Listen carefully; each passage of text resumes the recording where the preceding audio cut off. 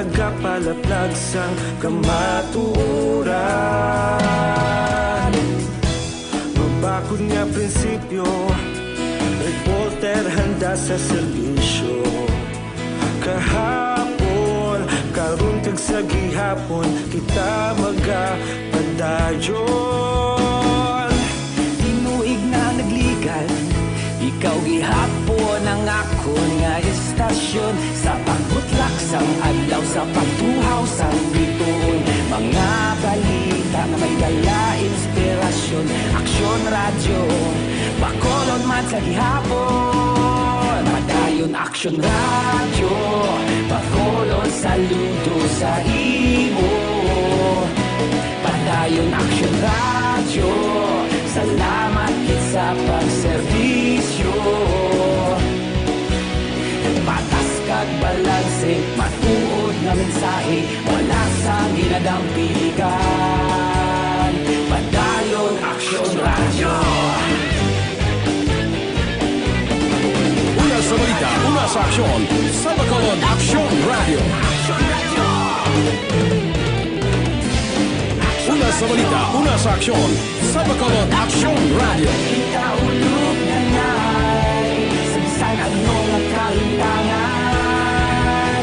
Responsable na pagbalita, pagdayon na ipalaknan. Malasig pero sigurado, aksyon na may dala pagpalanggan.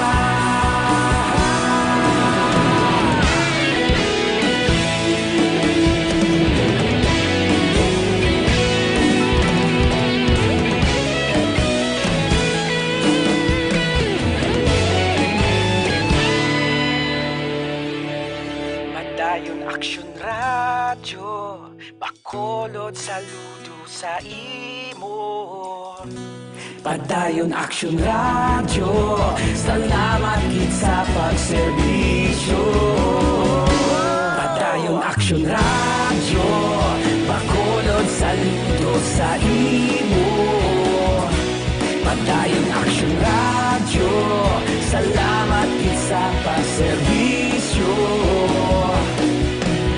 Patas kag balanse, matuod nga mensahe, wala sang ginadampigan. Padayon Aksyon radyo.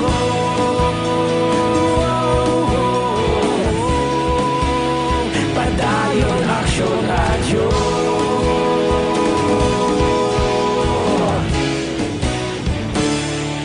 Padayon Aksyon radyo.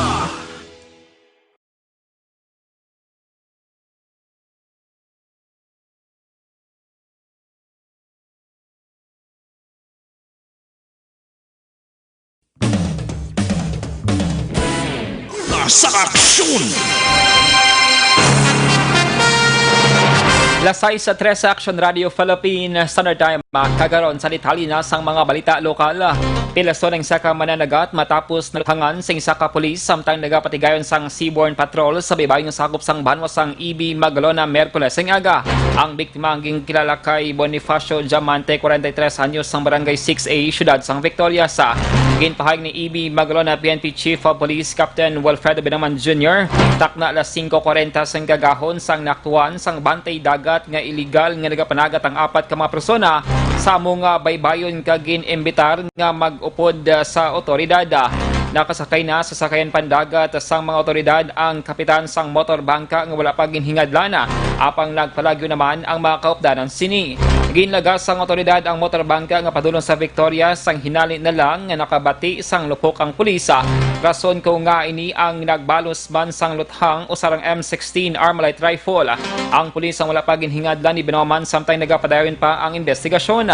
Nakabaton sang report si Binoman nga ang isa ka mananagat nga nagpalagyo ang nakangkon sa pilas sa mata kagindala sa Ikaayong Lawas Foundation Hospital sa siyudad sang Victoria sa pagpalagyo ang aton push nga on board sa bantay dagat naton. Nakabati siya lupok pag nagtag siya ang utong nga nag-shoot niya Mexico. dapat yan si Police Captain Wilfredo Binaman Jr. ang hepe sang EB Magalona PNP.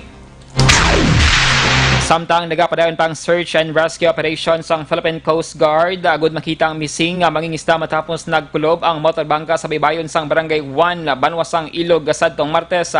Ang biktima mo si Sagani Aven Senya, 32 anyos, residente sang Barangay Bukana sa mga Banwa. Sunod kay PCG Negros Occidental Commander Johnson Benjamin, pagisaging tingog mapwersa sa Coast Guard personnel, bantay dagat kag rescue team sang Himamaylan, Ilog kag Kawayan. Liwat nga ginompisahan ang search and rescue operations. Nagapati si Benjamin nga buhi pa si Avan Senya kag posible nakauyat sa galon. Hagiban pa nga floating materials. Madumduman nga sang tinanikdan nga Martes, ginhampak sang mabaskog nga balod kag nagkulob ang motorbangka ginsakyan sa magutod. Naluwas sa mga insidente ang magulang sining nga si Ivar Avensenya.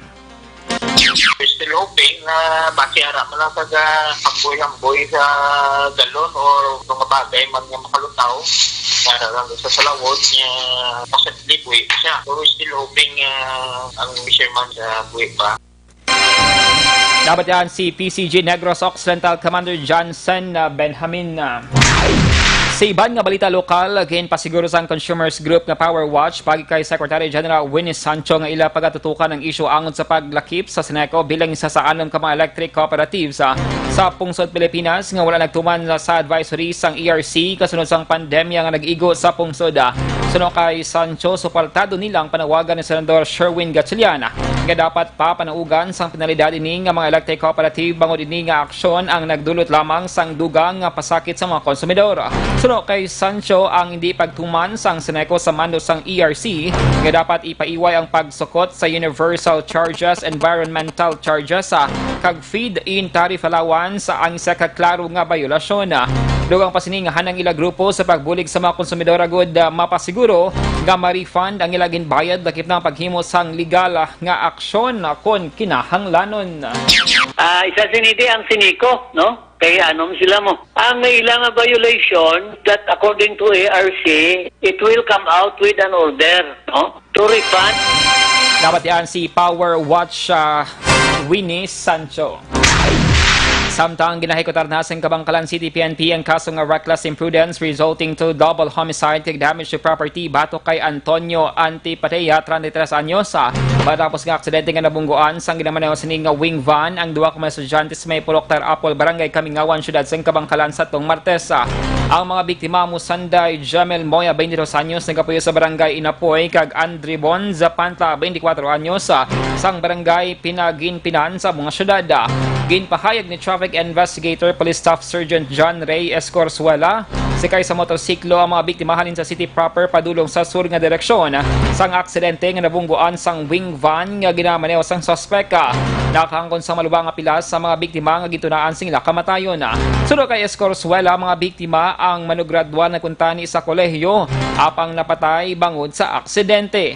Ginpahayag man ni Escorzuela nga ila ginrelease ang suspect sa prasuan matapos ang 18 ka oras nga regulatory period apang magapangatubang ini sa gihapon sang patong-patong nga mga kaso. Una sa balita, una sa aksyon. Lasay sa 19 Action Radio Philippine Standard Time, DTX 500. Simo pag-exercise sinigid magkalipat nga mga detoxify o gali ang pag-inom sang DTX 500 nga nagatino sa imong dugo nagasilhig sa may impurities kag toxin sa imong atay. Ini ba nagabulig palubos sa imong blood sugar bangon sa organic compounds nga visin, charantin kag polypeptide. Gani sa may mga mataas nga cholesterol, mataas nga blood sugar bangon sang diabetes, mag DTX 500 capsule sa kada adlaw. Ang produkto nga DTX 500 ang pwede na ma-order online kag ma-deliver sa inyo nga balay. Magbisita lamang sa www.kalusuganyan.ph or pwede man i-check ang Kalusugan Yan Facebook page. Una sa balita, una sa aksyon. Detalye sa mga nagapangunang nga balita nasyonal pagkatapos sige lamang sini.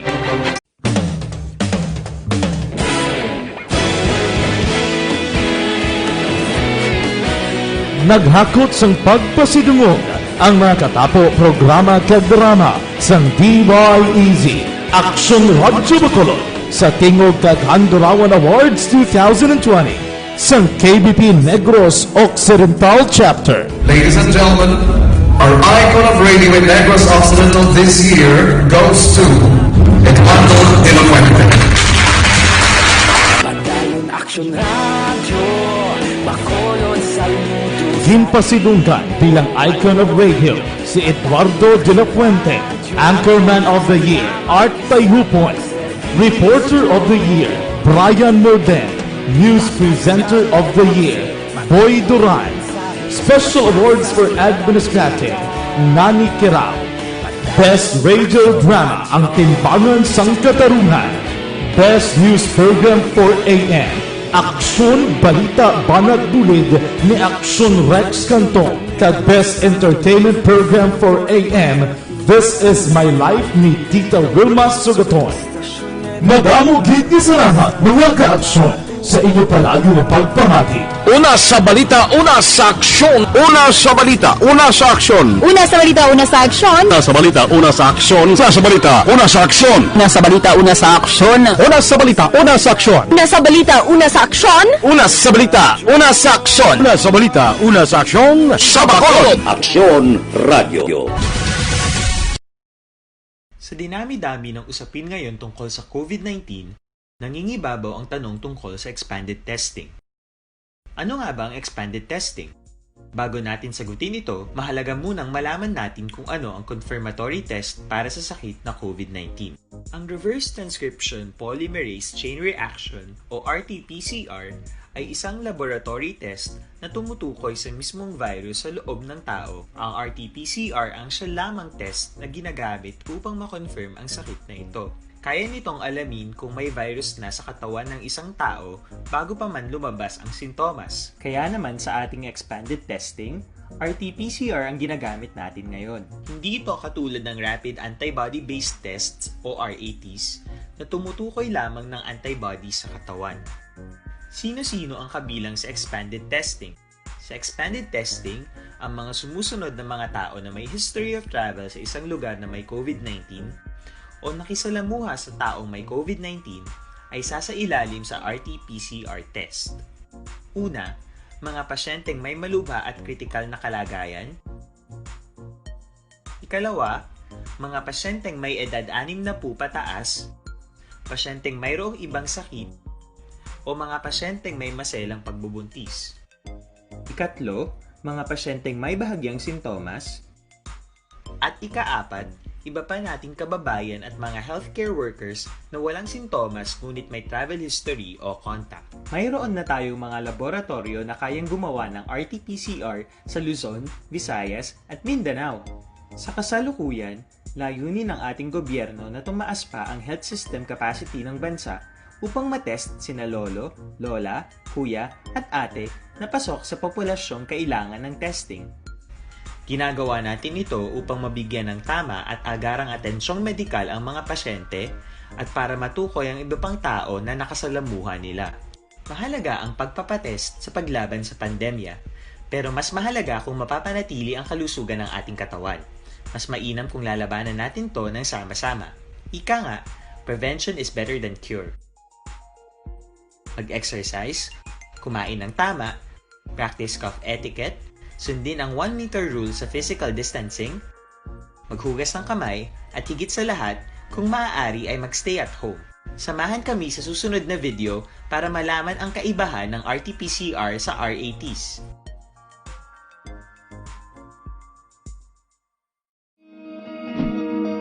Para labanan ang banta ng COVID-19 sa ating bansa, mahalaga ang kooperasyon ng bawat isa. Ang pananatili sa loob ng bahay ay isa sa pinakasimple pero pinaka-epektibong paraan para hindi kumalat ang virus. Kunwari, ikaw sa aksyon!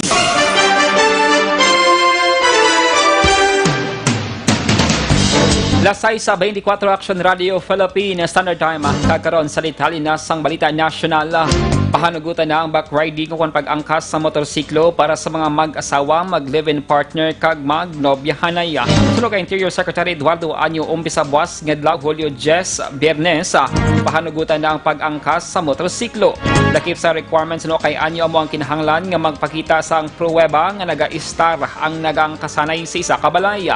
Natala na nga magpagawa sang guidelines ang Interagency Task Force angot diri para himuon basihan sa checkpoints. Nagpagawa man ang DILG technology sa mga letrato sang prototype design ni Bohol Governor Arthur Yapa nga ginadapt sang IATF nga nagatugot sang back riding sa motorsiklo. Samtang nanginwalang ABS-CBN nga nagpadala sila sang emisaryo para magsuhol sa mga kongresista nga magboto pabor sila prangkisa. Ini kasunod sa palayag ni House Appropriations Committee Chairman Eric Yap nga nakabato nini sang tanyag nga 200 milyones pesos para magboto pabor sa franchise renewal sang network. Sa ginpagwang official statement sang ABS-CBN subong adlaw, ila gin-deny nga nagpadala sila sang emisaryo para suhulan ang mga mamalinha para sila franchise application. Sunod sa network, nagpartisipar sila sa proseso kag nasabata ang tanang issue sa nakaligad nga 12 ka mga hearing. Ginpanginwala man nanday Gabriela Party List Representative Arlene Brosas, isa sa mga authors sang 12 ka franchise bill kag ni Agusan del Norte Representative Lawrence Fortun ang aligasyon nga nagalapta sa social media nga ginbayaran sila para suportahan ang prangkisa sang network. Sunod kay Fortun, seryoso ang ining mga aligasyon pero wala sang basihan.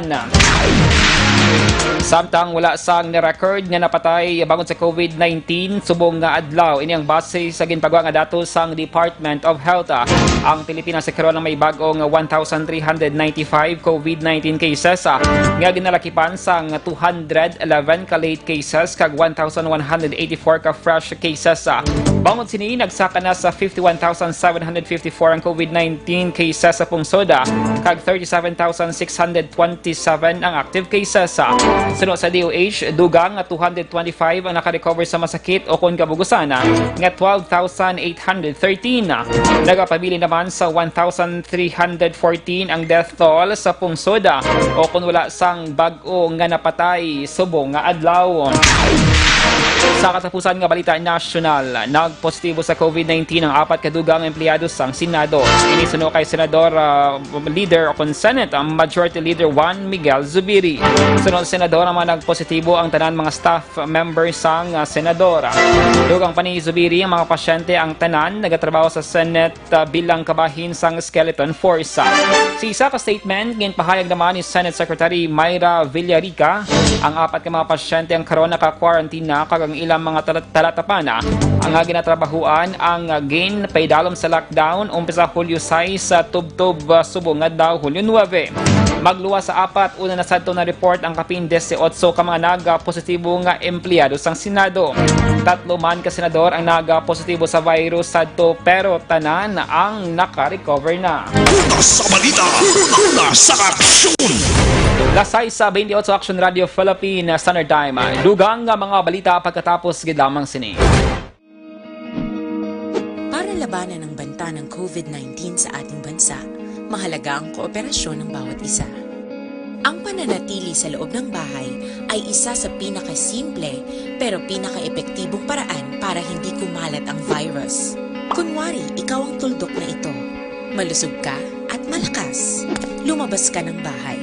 Ang hindi mo alam, may nakasalamuha ka ng may COVID-19. Tandaan, mahirap malaman kung sino ang may virus, pero madali itong maipasa sa iba. Pwedeng naipasa na pala niya ang virus sa iyo nung umubo siya, o bumahin. O baka naman ay nahawa na dahil humawa kayo sa parehong bagay na kontaminado. Ngayon ay mayroon ka na ring COVID-19. Isa ka ng carrier na makakahawa sa iba. Dahil maaaring ilang araw pa bago lumitaw ang sintomas na ubo, sipon, hirap sa paghinga at lagnat. Pwede ring wala kang nararamdamang sintomas, ngunit nakakahawa ka pa rin. Pag-uwi mo sa bahay, maaari mong mahawahan ang iyong pamilya. Kasama na rito ang lolo at lola mo o ang mga magulang mo na may edad. Sila ang may pinakamahina na depensa laban sa virus. Ang mga may sakit sa puso, diabetes, high blood, at iba pang pre-existing conditions, at mga buntis, mahina ang panlaban sa COVID-19. Kapag na-infect ang taong mahina ang immune system, posibleng magkaroon siya ng malalang karamdaman at kailanganing dalhin sa ospital. Sa patuloy na paglabas ng bahay at pagpunta sa pampublikong lugar, tinatayang maaari kang makahawa ng 3 pang tao at sila makakahawa ng mas marami pang iba. 20% ng mga nahawa ay maaaring maospital at dadami ng dadami ito habang mas kumakalat pa ang virus. Bukod sa dumaraming COVID-19 patients, marami pang ibang may sakit ang nasa mga pagamutan. Ang mga pasyenteng malubhang-malubha na ang karamdaman, hindi na maaasikaso. Wala ring lugar para sa mga pasyenteng may ibang karamdaman. Kaya nating iwasan ang patuloy na pagkalat ng COVID-19 kung iisipin natin ang kapakanan ng iba. Kailangan nating isipin at kumilos na parang nitbit na natin ang virus para hindi ito kumalat pa sa iba. Sundin ang social distancing. At hanggat maaari, manatili sa loob ng bahay. Kung talagang kinakailangang lumabas, panatilihin ang 1 metrong layo sa ibang tao. Maging malinis din sa katawan at sa kapaligiran. Parating maghugas ng kamay gamit ang sabon at tubig. At i-disinfect ang mga bagay na madalas hinahawakan. Ang mahalaga, mapabagal natin ang pagkalat ng COVID-19 para mas kakaunti ang mga kailangang magpa-ospital at mabawasan ang mga Pilipinong magkakasakit. Magiging epektibo lamang ito kung mananatili tayo sa bahay. Sundin ang social distancing. Isang maliit na sakripisyo para sa buhay ng kapwa nating Pilipino. Tulong-tulong tayo. Let's beat COVID-19.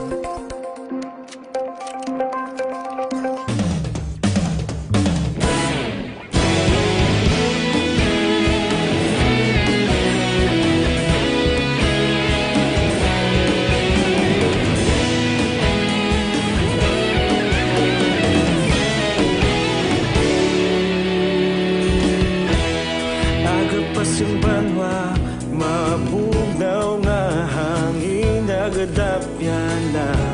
Ikaw na ginapamati, alamon ginasandigan. Tingog sang probinsya, kamatuuran ginapalap na. Mensahe nga may dala, paglaom kag kasanat. Tinuig na nagligan, ikaw gihapon ang ako nga istasyon. Sa pagbudlak sang adlaw, sa pagtuhaw sang biton. Mga balita ang dala, inspirasyon. Aksyon radyo, bakulog man sa gihapon. Patayon aksyon radyo, bakulog saludo sa imo. Patayon aksyon radyo, salamat kisa pagserbisyo. Patas kag balanse, matuod nga mensahe, wala sang hinagang pilihan. Patayon aksyon radyo.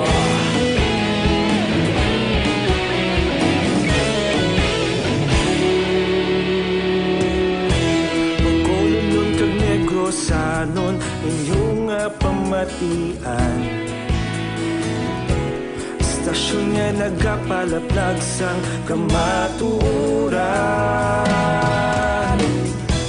Mabakod nga prinsipyo, reporter handa sa serbisyo. Kahapon, karon kag sa gihapon, kita magapadayon. Tinuig na nagligan, ikaw gihapon ang ako nga istasyon. Sa pagbutlak sang adlaw, sa pagtuhaw sa aksyon. Kakaroon sa detalye na sang balita international na record sa Estados Unidos ang 55,000 kabagong COVID-19 cases sa makaligad nga 24 oras. Ini ang base sa tali sang Johns Hopkins University.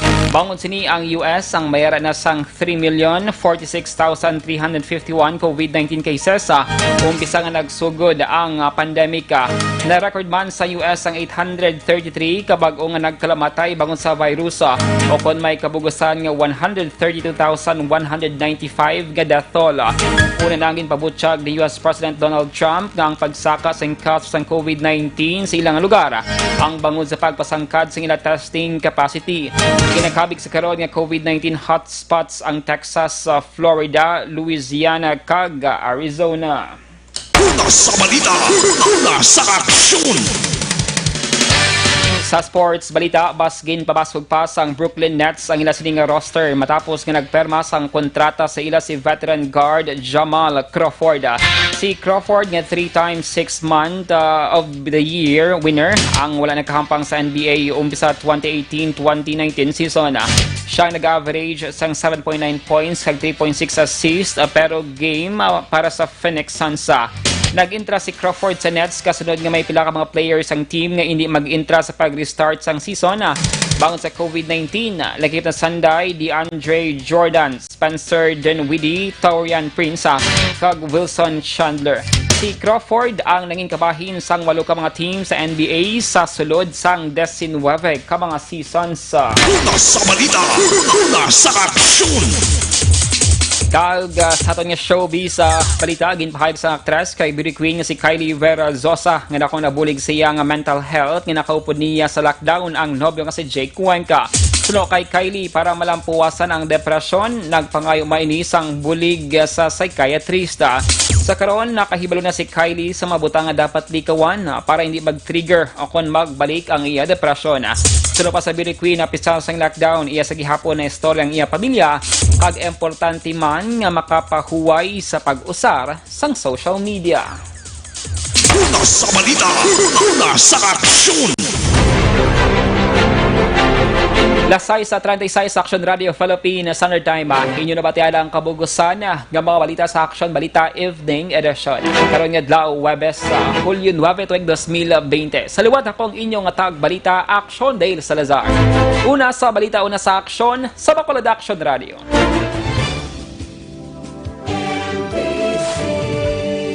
Manila Broadcasting Company. Sa balita, komentaryo, isyu, serbisyo publiko. Aksyon Radio. Sa Bacolod, Aksyon Radio. Aksyon Radio.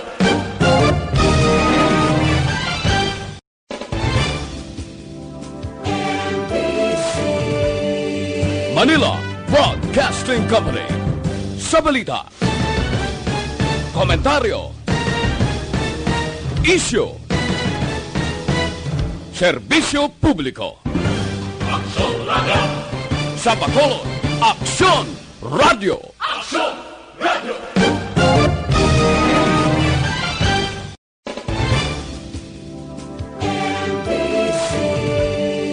Manila Broadcasting Company. Sa balita, komentaryo, isyu,